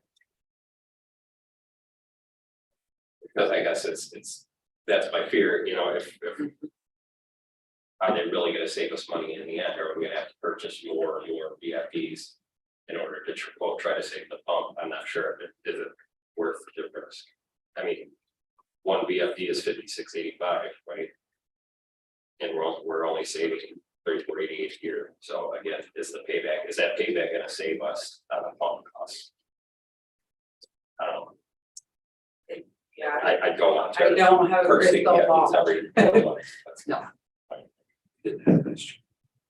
I mean, these will be in the, again, general water treatment plant area, so the temperature is regulated.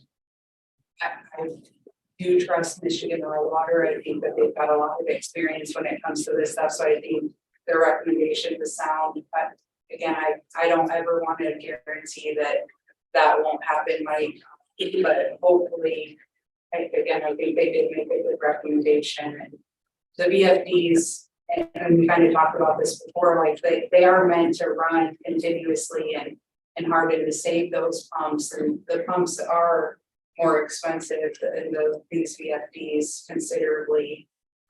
But again, I guess I get what you're saying. Is it the same company that has a warranted our other VFDs? No, those were not purchased from Kennedy. Okay, perfect.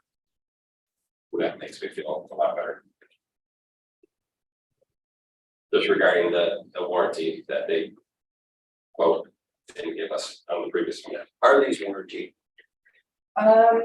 They, I believe, are. It's not. They don't their usually answer. warranty them very well. That's the, everything design behind them is meant for it to fail before a pump fails. Plans that's obsolete. And the fact that we have them failing so often, as Mike alluded to, is a concern, but at least they're failing in non-pumps.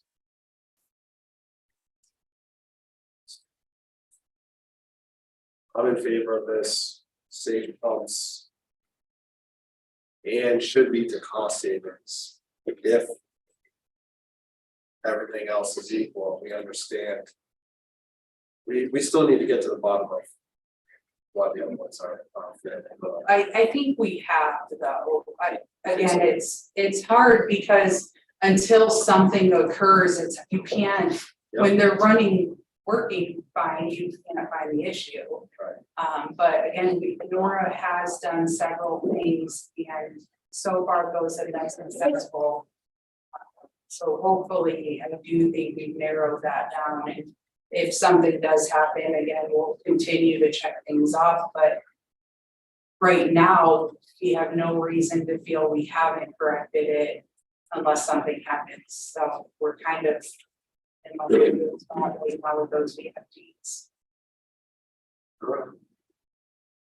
I'll move to approve the purchase installation of 3 24-hour VFDs for Kennedy, from Kennedy Industries in the amount of $17,056.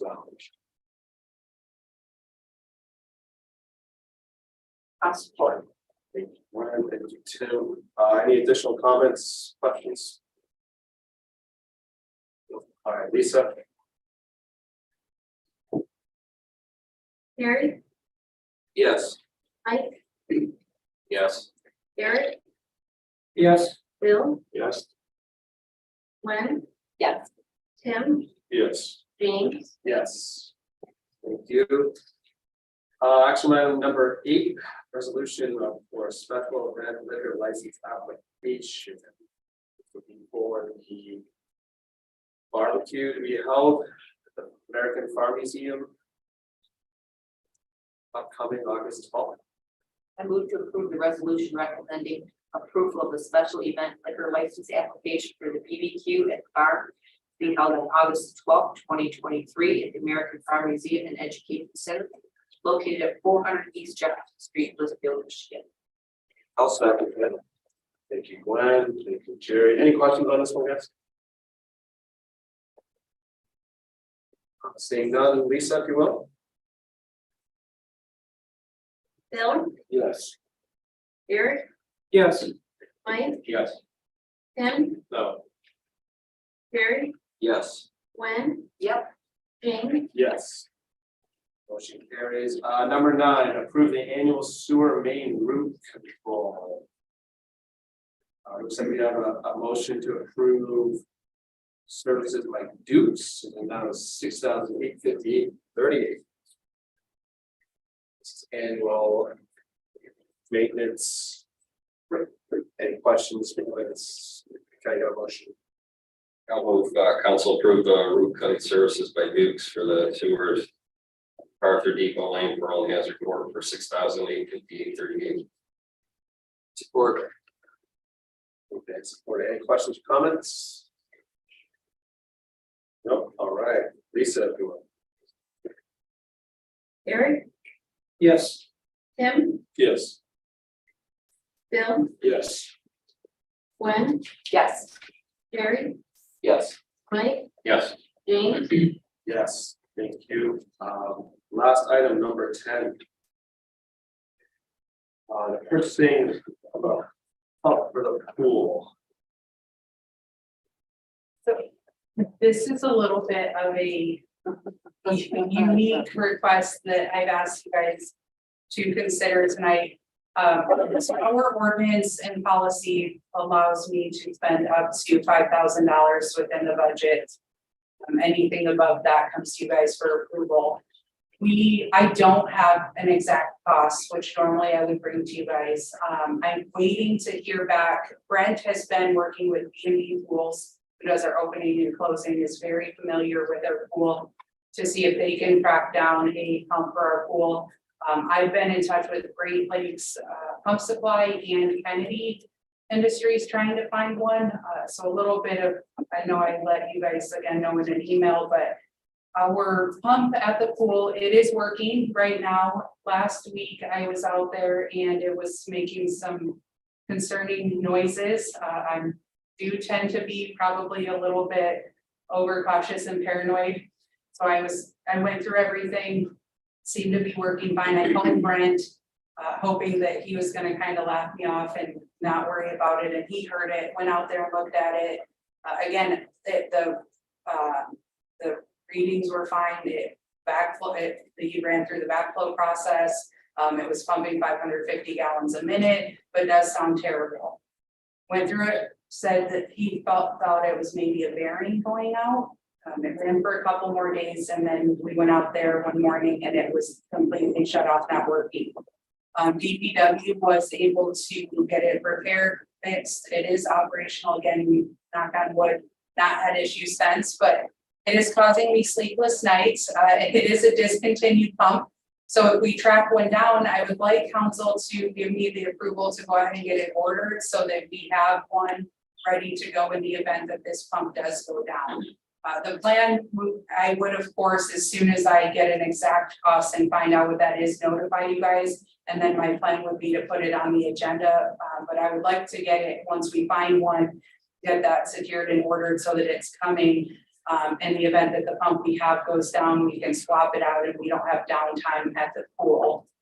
We would run the pump that we have now until it dies. And once that was changed out, we would send that pump to be rebuilt so that we could extend and have a backup pump again sitting there. And our plan would be to use those two pumps as long as we could. Until once we could not anymore, we would budget during off season too. We'd have to do some new plumbing to put a new pump in there and pull a state permit.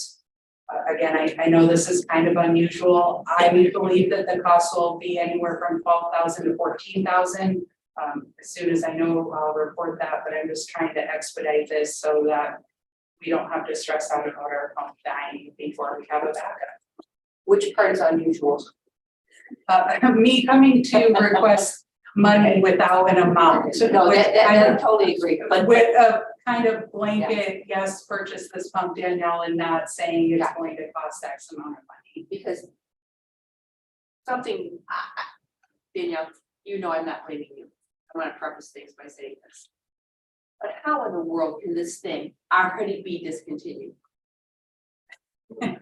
So, It's not your fault. No, I mean, and I know agree that, with but I mean, you. how in the world can this happen? it is not uncommon for pumps and it's very frustrating. So a lot of times, these companies will build a pump and it's the latest, greatest, new, best pump. And some component or piece of it is not as efficient as they think it could be. So then they rebuild it and it's not the same model and they stop selling that model. So it is very common. Again, that's why I'm hoping that we can track one down between these three companies and get one in. It's not that we can't replumb and change that, but it delays the process. Because again, we pull a state permit for the plumbing and we would be down that period. I don't want to do that during our prime summer season when people have bought memberships and use the pool. I do want to be clear that the pump is running. I just want to know that if something that goes down and something happens, that we can call DPW to go swap those out and be ready to go. With really now we'll share, but with really probably nobody noticing other than us telling them. If we don't have that sitting there, there would be noticeable downtime at the pool where we would have to close. That's just the part that bothers me is the amount of time that have been used / being discontinued already. You know, and as far as the length, the longevity of the pump, we're not talking about, you know, a decade. We're talking 4 years. Seasonal. So what's up with that as well?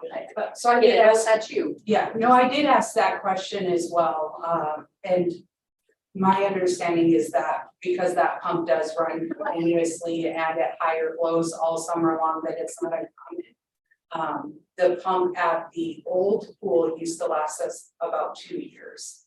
So it is more efficient than some of the other ones. It is a fairly large pump. We do also have 2 smaller pumps out there, which we do have a spare for. But again, I did ask that question too, but the kind of general response I got is it's not out of the ordinary for that to be about the life of the pump. I knew you'd have the answers. Not what we want for you, but you get answers. Yes, yeah, I wish I had better news. Are you looking at only new, are you looking at rebuild and that style? Well, at this point, I don't know, we're struggling to even find one, so I would probably take anything I can get, but we are trying to find a new one that's sitting somewhere that somebody no longer needs, and then again, we would rebuild the one we have once it does die, which would come to you guys, it would be less of a urgent thing. My fear and why I'm asking for this approval tonight is that I don't want to find one and then I have to wait to come to council till the 26th and either it gets snagged up or something, God forbid, happen to the pump we have now. So I just want to be able that if one of these companies calls me tomorrow and says, hey, we found this pump, that I can tell them we want it. What do we need to do to get that submitted? Well, that, those questions being answered, I would move to authorize the village administrator to purchase a pump for the aquatic center above her normal spending limit this one time, with the expectation she brings the exact amount to council at the next available meeting. Support that. You any further discussion on the topic? Questions? You don't want a number. I think it'll be the 12 to 14, but I don't know that, Mike, so that's why I did not include a number, but I did.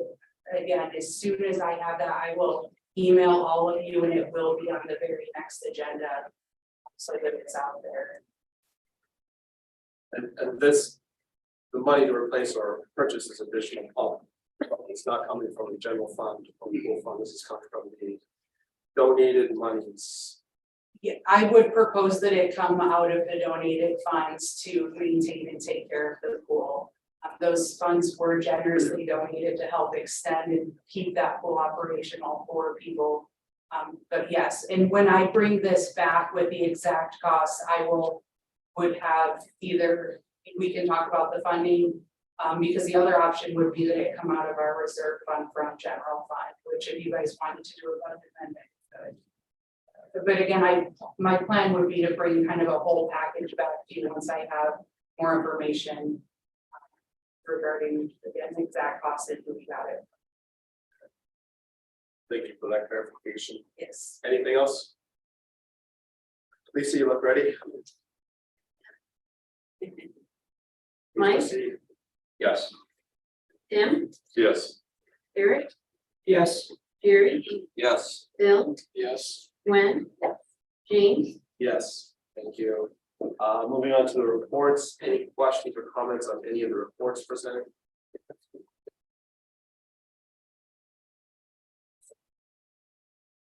I'd just like to say it's always great. We can't make a lot of meetings, but just getting to getting these updates certainly helps. So thank you for all that submit reports. The level of detail. The library minutes are very vague. The library minutes. I mean, there's gotta be some sort of action. It just seems like they're not recording. I don't know. It's literally open the meeting and close the meeting. It just seems like there's gotta be more motions made or discussion. I don't know. I guess we're still kind of, I think there is discussion, but it's not official business. That's the sense I get from Tom. It's important. well, I think we still have that discrepancy of, you know, how are they moving forward on the leases? How are they moving forward on the funding mechanisms? Those are the questions that we've been asking, and we still just don't seem to get that information provided to us. Those questions have been noted in the notes section. Yeah, if you read Bob's report, Yes, it has been noted that some members of council are unconvinced of the board's efforts to secure additional revenue, as stated in the report. Well, but I didn't see anything either regarding Because any of that. May 4th, there's literally no discussion. I mean, it's they open the meeting, they approve the rest, they close the meeting. And that was over an hour, 55 minutes, so. Or 53 minutes. One of the other comments was, I understand the controversy of attendance at council meetings, given that the library board is just as much elected as the village council and does not all capital letters report to the council. And I understand that, but it would be nice to have a working relationship. Yeah, because I would love to see those leases get settled this year.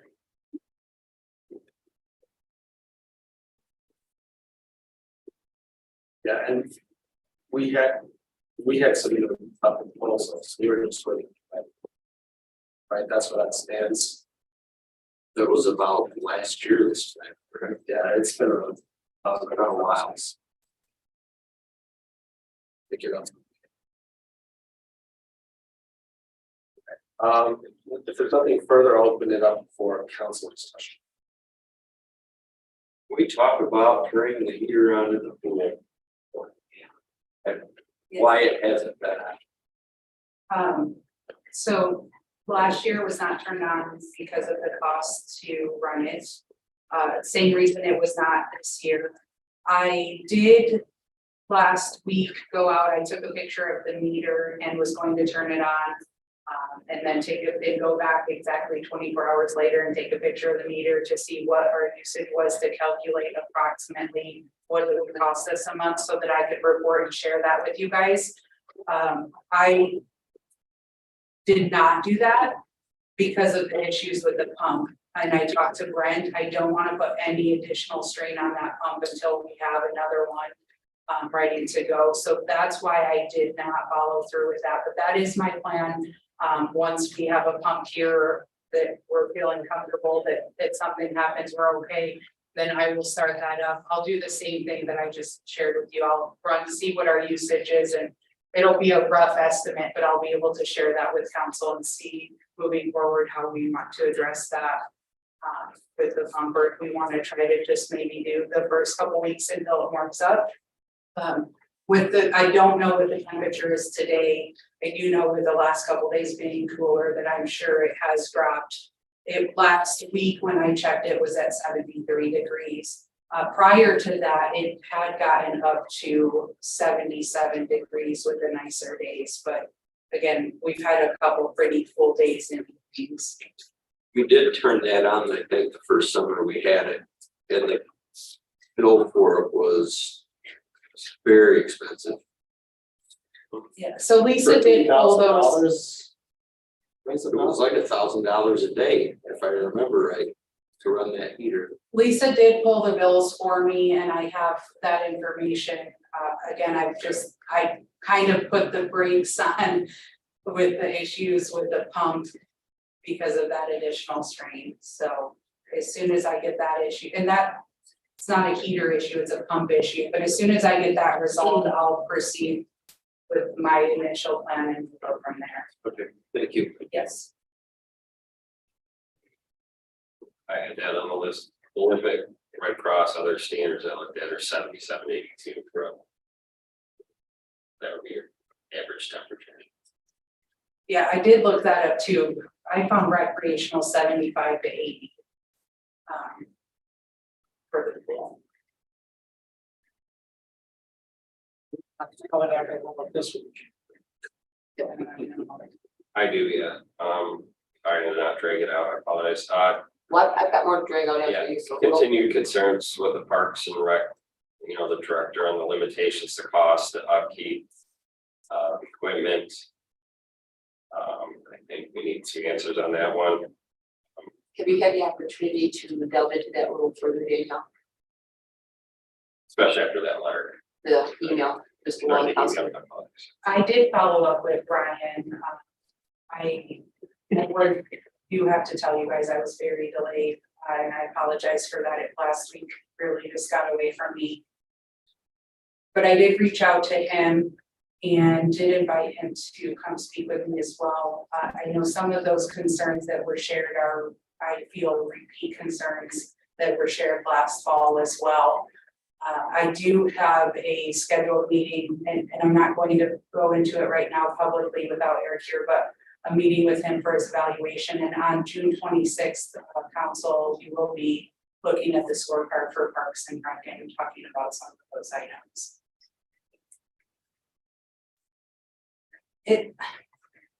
I'm sure that you want more information than that, and I understand that, but to be fair, I don't think that it's right to discuss any of the Parks and Rec things without Eric present. And I would never want, I would not do that to anybody. So I'm not trying to be vague or elude your questions. I just, to be fair, think he should be a part of that discussion. To be able to address any questions or concerns or items that may come up rather than you hearing one side from me. I don't think that's fair to him. But you did touch base with Mr. Wellington and we touched base with Eric and Brian together or separately to go forward. Yes. Okay. One of the questions I had was regarding the bridge. Excuse me, the pedestrian bridge. I'm sure you got that on your list too, Mike. Could you explain, I think that'd be helpful, Danielle, of why the bridge was not taken care of like as quickly perhaps as people were concerned about, because what the DPW was doing and what they knew and what they planned to do. Could you perhaps explain that? So DPW, among their regular normal jobs, we did have a water shut off that was broken. They dug that up a lot. They actually had to hand dig it because of the amount of cable and roots in the area, which extended the time that it takes to repair that. When they got down to that service line, they did find a lead line, which is, you guys know, we're required to replace that when we find that. So what ended up hopefully being a quick kind of shut off replacement project turned into a full 2-day project with, I think we had 4, possibly 5 of the guys there working on that. So they had planned on working on the pedestrian bridge earlier in the week, last week, and getting some of those loose boards addressed. They did not, because of that, get to it until Friday, which they also had to catch up on some other items. So they did begin work on it Friday. They did not complete it. We had some additional comments over the weekend, and Jacob, Lieutenant, went out there and walked the bridge, called Chief and myself. And the 3 of us, they did barely close that just out of an abundance of caution. Again, Jake was there. He did say, you know, they're moving. The boards are moving pretty good.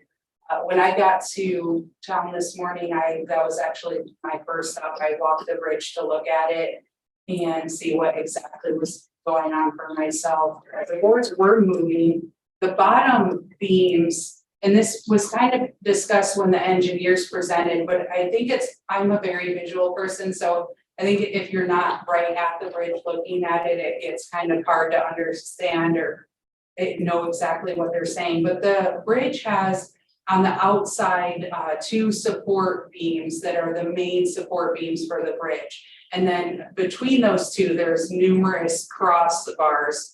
And those, when the engineers talked about the deterioration, it was those crossbars. The boards fully sit on those side support beams, and they are currently, but there's also a bracket that sits on top of those boards that holds them down, and the bracket on the top was loose, which was causing the boards to come up. The boards were not going down, they're pretty thick, they're about 3 inches thick, they weren't bowing at all. So I don't think that there was a risk. I definitely understand if you're crossing it and you feel that it's a little concerning. But DPW again worked on that all day today, did get those secured and tightened back down. The bridge pedestrian is open. So I do appreciate people sharing their concerns and the patience with DPW. Those guys do a lot. And I don't know if people always realize everything that they do, but I did, on kind of a side note, see a Facebook post today. A resident had taken some photos and did a thank you post to DPW, which was really nice. So, and thank you to the along that same line, when we do have the festival coming up, because that is something that we did have discussion about with the engineers, I recall. Is there a game plan, or maybe not one as we speak, but I'm assuming that you guys plan to talk, police department, and how we want to handle the flow of traffic on that bridge? So we've already been addressing and working through that. So we reached out to MDOT with Lisa's help to request that we do a lane closure from Monroe to just past the pedestrian bridge to allow on 223 to allow pedestrian traffic, and we would completely close the bridge down. I've been communicating with the River Raisin Festival to keep them fully in the loop. MDOT did initially respond approving that. However, their rules say that they're not supposed to approve that more than 10 days prior to the event. So we will resubmit and get that closed and barricaded. Chief's been a major part of that conversation because that's our biggest concern, is making that we do that people are still safe. Again, the festival knows that that'll be closed down. The Arch Bridge will be open for the event as well. I think I addressed your question. You did. Okay. I just want to make sure we are preparing for the festival. Yes. That was a good thing. Okay, great. And the last comment I just wanted to make, if I may, is the Touch a Truck, Laura, nice event. for that evening. I know not everybody had the opportunity to come on down, but it was your first rodeo with that, and we did a nice job. So your first Thursdays continue to thrive. Welcome. You're welcome. Okay, Bill?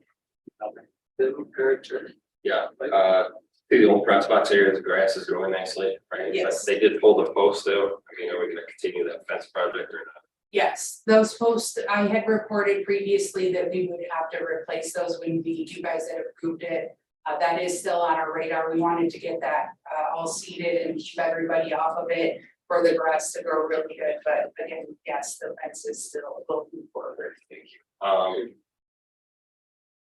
DDA is gonna be discussing the road diet. So just FYI for council, again, that discussion is very premature, but I just want people to know that that is on the radar. This week I saw a tour bus go through, they were doing a railroad history thing. I mean, there were probably, I don't know, 40, 50 guys on there taking pictures of the downtown whatnot. Again, it just shows the history, you know, it's nice to bring people in. And I wish we could get the dinner train running, what kind of tourism draw that is. So Mike, I have spoken with the dinner train and they're working on their liquor license and their plan is to do 2 trains a month. cool. I As soon hopped as up they- on their bus and, you know, welcomed them and said, okay, what are you guys doing, you know, and told them, well, you know, thanks for coming, because those are great tours. I mean, it's great for the village. Don't forget to do the admin, even else, those will be good, you know, so we can get those in. Administrator emails, and finally, I appreciate council members stepping up recently and taking part in projects and getting involved. Tim, you know, with the log jams, you know, Gwen talked about the bridge, Eric with the pool stuff. So again, it's up to us to guide and kind of lead and step in when we can. I appreciate that. And I think us being involved, it just keeps us all in the know. So thanks to everybody for doing that.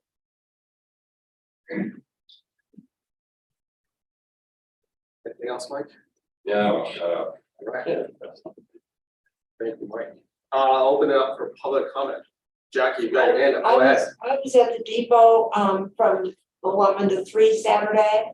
I think I had 5 couples and a couple ladies, but, 3 different people asked about the dinner train on Saturday. Them asked me also when Yeah, they ask about it all the time. when are you gonna give it, how are you gonna consider training? Yeah. I said, well, they're talking about it, that's all I. So it's not as profitable as you would think.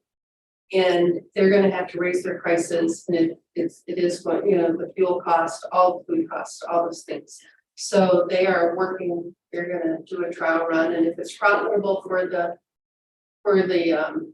Adrian Railroad as well as the Legacy, they have to split those costs, so. As much as we'd like to say do it, they have to make money.